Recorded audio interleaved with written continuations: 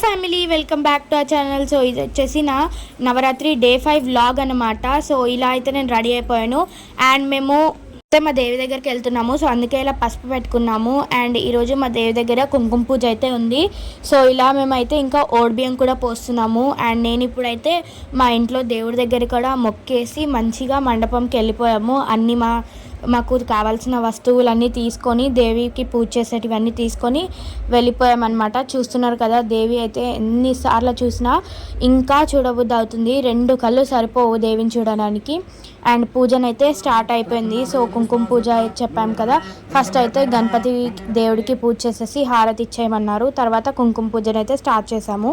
పూజ కూడా చాలా బాగా జరిగింది అండ్ పంతులు గారు అయితే 3 దేవిలకి అష్టోత్తరాలను అయితే చదివిండు. సో ఇక్కడనైతే హారతి కూడా ప్రతి దానికి ఇచ్చేసాము అండ్ ఇక్కడ మరి అయితే ముట్టించి కర్పూరం కూడా ముట్టించేసి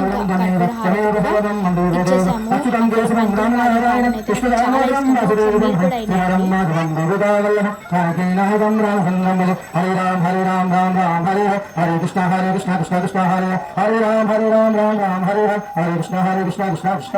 గాయస్ ఇక్కడనైతే అయిపోతుంది ఇంకా పూజ.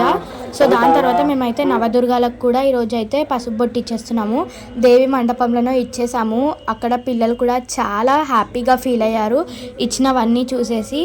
అండ్ ఇక్కడ మా మమ్మీ అయితే ఇచ్చేస్తున్నారు. మేమైతే ఒక sticker packet, book, pen, chocolate అయితే పెట్టాము. పిల్లలు కూడా చాలా బాగా ఫీల్ అయ్యారు పారాణి కూడా పెట్టినాక.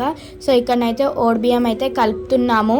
ఇక్కడనైతే ఓడిబియ్యం కూడా కలిపేసి దేవి దగ్గరికి అయితే వెళ్ళిపోయాము ఓడిబియ్యం పోయడానికి. అండ్ ఓడిబియ్యం పోసే వాళ్ళనే లోపలికి ఎంట్రీ చేస్తున్నారు, ఎందుకంటే చాలా క్రౌడ్ ఉంది, అసలు ప్లేస్లే సరిపోవడం లేదు. సో ఇంకా ఓడిబియ్యం పోసేసి అయితే చాలా హ్యాపీగా ఫీల్ అయ్యాము. అండ్ ఇంటికి వచ్చేసి ఇదైతే ఈవినింగ్ అనమాట. ఇలా నేను పారాణి పెట్టుకున్నాను. Bye guys.